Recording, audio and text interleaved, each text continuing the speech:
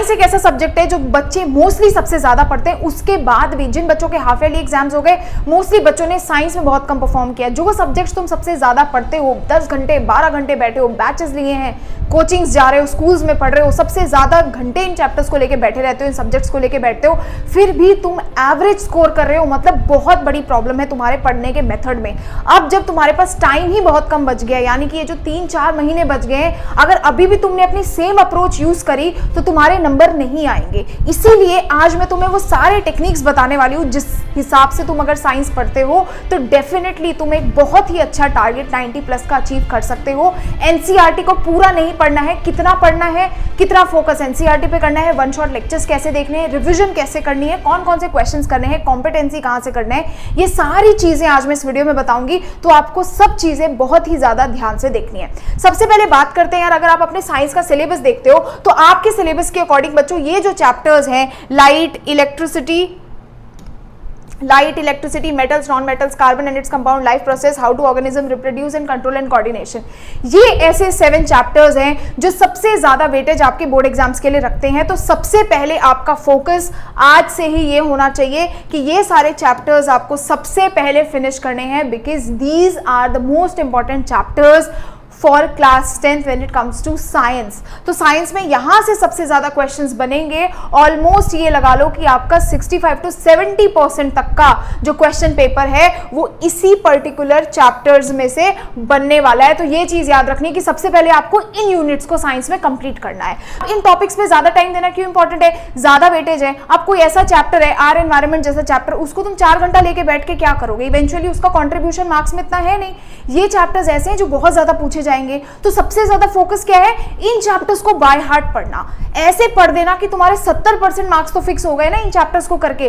बाकी के जो 30% जो बचे हुए रिमेनिंग चैप्टर्स हैं उनसे कुछ लिमिटेड चीजें ही पूछी जाती हैं। तो अब चैप्टर्स को उनके वेटेज के हिसाब से फोकस करो। कोई भी चैप्टर लेकर के उसको बहुत ज्यादा पढ़ने की जरूरत नहीं है। आपके पास बहुत ही कम समय है तो आप उसे स्ट्रेटेजिक यूज करो। अब नेक्स्ट आता है कि इन चैप्टर्स को पढ़ना कैसे है, कैसे एक चैप्टर को पढ़े कि उस चैप्टर से हमारे मार्क्स ना कट हो। दिक्कत आपकी इसी स्टेप में आती है कि बच्चा को पता ही नहीं है कि पढ़ना कैसे है, कहां से मैं नंबर लाऊंगा। इवेंचुअली पढ़ के तो तुम जाते ही हो चैप्टर्स एग्जाम में, बट तुम नंबर नहीं ला पाते हो। तुम्हें वहां जाके कंफ्यूजन हो जाती क्योंकि तुम चीजों को पढ़ नहीं पाते हो। ध्यान से सुनो। सबसे पहले तुमने चैप्टर लिया मेटल्स एंड नॉन मेटल्स। मेरी ये 3-4 स्टेप्स को ध्यान से सुन लो, तुम्हारा पूरा काम बन जाएगा। Metals and non metals chapter लिया, ठीक है। सबसे पहले वन शॉट देखा, सब बच्चे देखते हैं, आपने भी देख लिया, खत्म। यहाँ के बाद दूसरी गलती होती है, बच्चा अब एनसीईआरटी पकड़ेगा। एनसीईआरटी पढ़ने का टाइम नहीं है। एनसीईआरटी से क्या पढ़ना है वो मैं बाद में बताऊंगी। एनसीईआरटी को भी साइड में रखो, आउट ऑफ फ्रेम रखो। वन शॉट लेक्चर देखा, उसके बाद बारी आती है नोट्स की, जो बच्चा लेक्चर देखते देखते बनाता है। अब मेरी बात बच्चों ध्यान से सुनो। नोट्स इस समय बनाने से बेटर ऑप्शन तुम्हें देती हूँ कि मैंने ऑलरेडी तुम्हारे लिए नोट्स बनाए। एक बार देखो, ये जो नोट्स है ना, इसमें एनसीईआरटी को कंप्लीट समराइज किया है मैंने, एक लाइन भी एनसीईआरटी की मिस नहीं की है। ये देखो, ये सारे नोट्स मैंने फ्री में तुम लोगों के लिए सारे ही सब्जेक्ट्स के, केमिस्ट्री, फिजिक्स और आपके बायो के, तीनों ही सब्जेक्ट्स के नोट्स डाल दिए हैं। हर एक चीज जो इंपॉर्टेंट है बहुत शॉर्ट फॉर्म में, एनसीईआरटी लैंग्वेज यूज नहीं करी है मैंने, बहुत ही इजी और सिंप्लीफाइड लैंग्वेज यूज करी है। इसका तुम कुछ मत करो, इसका तुम बच्चों निकलवा लो प्रिंट आउट इस तरीके से। जैसे ही तुम्हारे हाथ में प्रिंट आउट आ गया, तुमने नोट सामने रखना है। जब तुम लेक्चर देख रहे हो, वन शॉट लेक्चर देख रहे हो, नोट्स को सामने रखो और वन साइड प्रिंट करवाओ, दूसरे साइड प्रिंट मत करवाना, ठीक है। अब जब तुम पढ़ रहे हो ना लेक्चर्स को, जो तुम्हें लगता है कि नोट्स में कोई चीज इंपॉर्टेंट है या लेक्चर में कोई चीज इंपॉर्टेंट है, तुम लिखना चाहते हो तो उसको इस व्हाइट पेज पे लिखो जो बची हुई चीज है, ठीक है। हल्का बहुत तुमने जो चीज तुम्हारी छूटी है उसको यहाँ पे लिख दिया, देखते चले गए, वन शॉट नोट्स लिख दिए। एक हो गया आपके ये नोट्स जो आप लेक्चर देखते देखते, हल्का बहुत सारा नहीं लिखना है,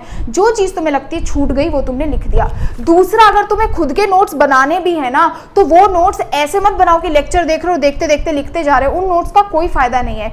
दूसरे नोट्स तब बनाओ जब तुमने लेक्चर देख करके जो चीजें छूट गई वो सारी इस पे लिख दी। अब इसको पूरा कंप्लीट साइड रखो, लेक्चर समझ लिया, लेक्चर को एक तरफ करो, बुक सारी बंद करो, पेपर निकालो हाथ में, ब्लैंक पेपर निकालो और उसके बाद पूरा लेक्चर मेमोराइज करके थोड़े थोड़े पॉइंट्स में चार्ट्स की फॉर्म में, टेबल्स की फॉर्म में लिखने की कोशिश करो। यानी कि करना कुछ भी नहीं है, जो भी आपने पढ़ लिया एक पेज ले लो, उस पेज में फॉर एग्जाम्पल ये आपने एक पेज ले लिया, जब आपने चैप्टर पढ़ लिया उसके बाद इस चैप्टर की हेडिंग डाल के जितनी भी चीज आपको याद आती है वो सारी इंपॉर्टेंट चीजें आप उस पेज में लिखते चले जाओ, याद करने के बाद, चैप्टर को पढ़ने के बाद। ये नोट्स हैं, अगर आप एग्जाम टाइम में करते हो तो ये आपके काम आएंगे। देख देख के लेक्चर, देख देख के नोट्स बनाना आपके लिए कोई भी काम नहीं आएगा। तो इसीलिए मैंने यहाँ पे आपके लिए दो चीजें लिख रखी थी कि जब आप नोट्स देख रहे हो तो आप क्या करो, दो पार्ट्स में नोट्स बनाओ। पहले आपने जो ये नोट्स मैंने आपको दिए हैं इसमें जो चीजें बची है उसमें लिखते चले जाओ। दूसरे नोट्स ये हैं कि जो आप खुद से बनाओगे तब जब आप पूरा लेक्चर देख लोगे उसके बाद आपने नोटबुक बंद करी, अपने नोट्स जो हैं वो बंद करे, ये वाले नोट साइड में रखे, एक ब्लैंक पेपर निकाला, सब कुछ बिल्कुल शॉर्ट फॉर्म में समराइज करके लिख दिया, आपका काम खत्म। अब बात आती है एनसीईआरटी से। दीदी एनसीईआरटी से क्या पढ़ना है? देखो ध्यान से मेरी बात बच्चों, एनसीईआरटी एक ऐसी बुक है ना जो इंपॉर्टेंट तो है, लेकिन इस समय अगर हम उसको गलत समय पे खोलेंगे तो आपको वो टेंशन देगी, इसलिए आपके लिए नोट समराइज कर दिए।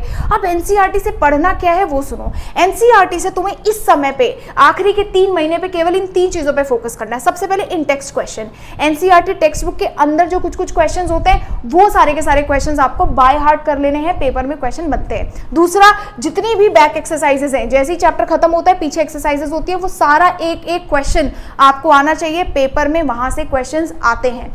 तीसरा है आपका एक्टिविटीज, ये है मोस्ट इंपॉर्टेंट, जहां से 7 to 8 मार्क्स के क्वेश्चंस आते हैं। बच्चे एक्टिविटीज को इग्नोर करते हैं। इस साल का कॉम्पिटेंसी बेस्ड क्वेश्चंस की एक बार लिस्ट खोल लेना जो सीबीएसई ने फ्री में प्रोवाइड करी है, एक बार देखना कितने कॉम्पिटेंसी बेस्ड क्वेश्चंस हैं जो एक्टिविटीज से बने हैं।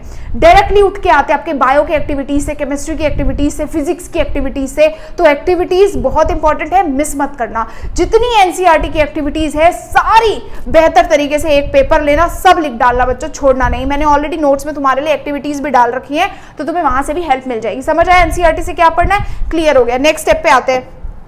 अब नेक्स्ट बच्चों जो दिक्कत होती है बच्चों को वो होती है रिवीजन की। रिवीजन नहीं कर पाते बच्चे। अब एग्जाम से कुछ टाइम पहले होगा क्या, समय कम होगा, सिलेबस बहुत ज्यादा होगा। अब उस सारे सिलेबस को उतने कम टाइम में कवर कैसे किया जाए? देखो ध्यान से फिर से कि जो आपके पीवाईक्यूज है ना बच्चों, वो बहुत इंपॉर्टेंट है। कोई भी बच्चा किसी भी टीचर के पास, किसी भी टॉपर के पास, किसी भी ट्यूशन टीचर के पास जाओ और एक क्वेश्चन पूछो कि मैम मुझे पीवाईक्यूज करने चाहिए, तुम्हारे टीचर सबसे पहले बोलेंगे कि इस समय बेटा रेफरेंस बुक अपनी साइड में रख, जो तेरे पास किताबें होंगी उसको साइड में रख, क्योंकि टाइम नहीं है। कहाँ से करोगे रेफरेंस बुक्स? रेफरेंस बुक्स देखिए कितनी मोटी होती है, इतने सारे क्वेश्चंस इस समय पे कर ही नहीं पाओगे, कंफ्यूज हो जाओगे। अपने लिए मटेरियल को सॉर्ट करना है। कभी तुमने उन बच्चों को देखा बैक बेंचर्स को जो थोड़ा बहुत पढ़ते हैं एग्जाम्स में, कुछ टाइम पहले पढ़ लेंगे, हफ्ता पहले, 2 हफ्ते पहले, फिर भी 80% ले आते बोर्ड्स में। क्यों? क्योंकि उनको पता होता है कैसे पढ़ना होता है। वो क्या करेंगे, बैक बेंचर्स का सिंपल माइंडसेट है, बुक्स निकालेंगे, बच्चे से बोलेंगे मेरे को इंपॉर्टेंट बता दे, इंपॉर्टेंट टिक कर लिया। एक काम कर, पिछले साल के क्वेश्चंस कर लेता हूँ, बुक पकड़ेंगे, पिछले साल के 5 साल के क्वेश्चन पेपर्स करेंगे और ऐसे उठ के क्वेश्चन देने चले जाते हैं, एग्जाम्स देने चले जाते हैं, परफॉर्म कर लेते हैं बोर्ड एग्जाम्स में। क्यों?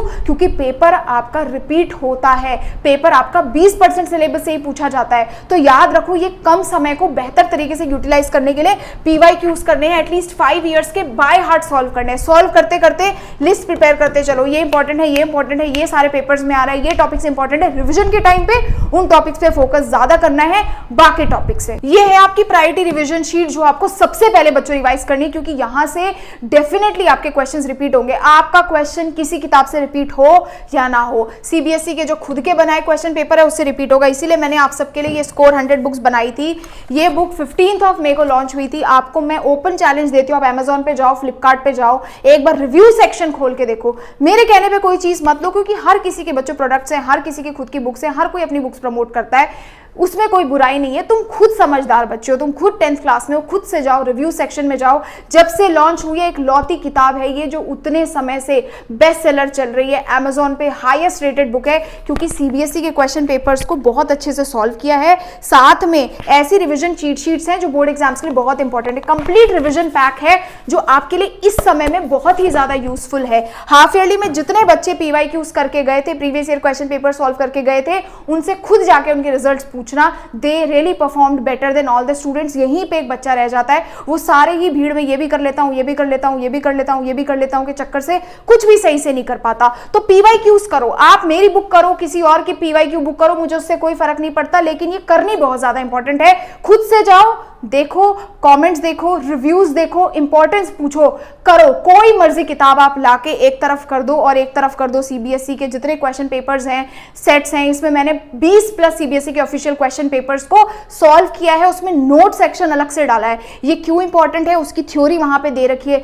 रिविजन माइंड मैप्स है, निमोनिक्स उसमें ऐड किए ताकि बच्चे को याद हो जाए, सिर्फ इसीलिए ताकि आपके लिए लास्ट मिनट में एक ऐसा रिसोर्स रेडी कर पाऊं मैं जो बच्चा थोड़े टाइम में पढ़ के नंबर ले सके। तो ये पीवाईक्यूज आपको करने हैं, बहुत ही ज्यादा इंपॉर्टेंट है। कोई भी फालतू चीजें इस समय पे खरीदने की जरूरत नहीं है। पीवाईक्यूज फोकस करो, सैंपल पेपर फोकस करो, जिससे तुम्हारी रिवीजन अच्छी हो रही है। सैंपल पेपर्स करने हैं आपको लास्ट 5 ईयर्स के, लेकिन तब जब आपका पूरा का पूरा सिलेबस कंप्लीट हो जाएगा। आपने पीवाईक्यूज करे, इसके लिए मैं 30 डेज चैलेंज और रन कर रही हूँ अपने टेलीग्राम पे। मैं 30 डेज 30 टास्क आप लोगों को रोज असाइन कर रही हूँ।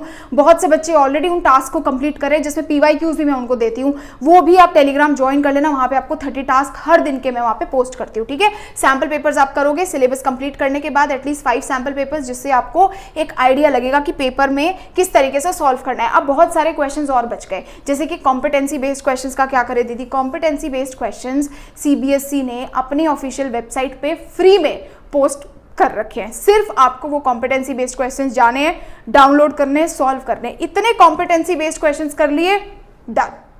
ज्यादा कुछ करने की जरूरत नहीं है। दूसरी चीज, डायग्राम्स, जितने भी आपके डायग्राम्स हैं वो सारे के सारे मैंने ऑलरेडी आपके लिए बना दिए हैं। उसकी पीडीएफ मेरे टेलीग्राम पे भी मिल जाएगी, मैं लिंक डाल दूंगी। याद रखो कि डायग्राम्स को लर्न करना क्यों इंपॉर्टेंट है। 6 to 7 मार्क्स तक के क्वेश्चंस आपके डायग्राम से डायरेक्ट बनते हैं। इसको याद कैसे करें दीदी, हमें तो लेबलिंग में प्रॉब्लम होती है। सिंपल सी बात है, जिन बच्चों को डायग्राम सॉल्व करते हुए नहीं पता होता है कहाँ पे लेबल करना है, एक शीट लो, अपने हिसाब से सारे डायग्राम्स को ड्रॉ करो इजी वे में, उनकी लेबलिंग करके उसमें लिखो मत, सिर्फ उसको एक एरोस करके छोड़ दो। फोटोस्टैट की शॉप में जाओ, उसके मल्टीपल 20 फोटोस्टैट करवाओ, घर पे आओ, जब जब टाइम मिलता है बैठ करके वो खाली शीट्स पे लेबलिंग करते रहो, मल्टीपल टाइम्स लेबलिंग करो, तुम्हें वो बहुत अच्छे तरीके से याद हो जाएगा और यहाँ से तुम्हारे 6 to 8 मार्क्स सीधे सीबीएसई में बच पाएंगे, जो तुम्हारे हर साल डायग्राम से आने ही आने हैं। दूसरा क्या है, रे डायग्राम्स, बहुत ज़्यादा इंपॉर्टेंट, बहुत ही ज़्यादा इंपॉर्टेंट। रे डायग्राम्स हमेशा पेंसिल से बनाओ, स्केल्स वगैरह को यूज करके बनाओ। पेन से बनाओगे नंबर कटेंगे। रे डायग्राम्स बच्चों आपको मैक्सिमम प्रैक्टिस करने हैं, यहाँ से बहुत ज़्यादा क्वेश्चंस आते हैं। लास्ट टिप मेरी तरफ से ले लो, इस बार अगर तुम्हें टॉप करना है, कॉम्पिटेंसी क्वेश्चंस आएंगे, समझ रहे हैं। पीवाईक्यूज जब सॉल्व करोगे, इंपॉर्टेंट टॉपिक्स की लिस्ट मिल गई, उसका क्या करें दीदी, उन इंपॉर्टेंट टॉपिक्स के कॉन्सेप्ट्स को ऐसे क्लियर कर लो। मैं ये नहीं कह रही कि तुम पूरे इतने समय में सारे ही टॉपिक्स के कॉन्सेप्ट बहुत अच्छे से क्लियर कर लोगे, मतलब आपको कोई भी चीज़ों को बच्चों क्रैम नहीं करना है। कोशिश बस ये करनी है कि जितना भी समय है उतने समय में कॉन्सेप्ट्स पे फोकस करना है, क्योंकि आपके जितने भी कॉम्पिटेंसी बेस्ड क्वेश्चंस हैं वो होते बहुत आसान हैं, लेकिन थोड़े से ऐसे क्वेश्चंस होते हैं जिसमें आपका दिमाग लगता है, यानी वही बच्चा कर पाएगा जिसने कॉन्सेप्ट्स को बहुत डीपली पढ़ा हो, बाकी सब हो जाएगा। तुम अगर कॉन्सेप्ट पढ़ लिए, पीवाईक्यूज कर लिए, सैम्पल पेपर्स कर लिए, सीबीएसई के दिए हुए कॉम्पिटेंसी कर लिए, जो 2-3 चीज़ें बताइए कर लिया, बेटा 90+ मार्क्स बहुत ईजिली आ जाएंगे। 10th का एग्जाम है, यूपीएससी का एग्जाम तो है नहीं, थोड़े से पेपर्स हैं। हर साल 10th के टॉपर्स की लिस्ट देखो तुम, खत्म ही नहीं होती, इतने सारे बच्चे टॉप करते हैं। बस मेहनत करनी है, 4 महीने हैं।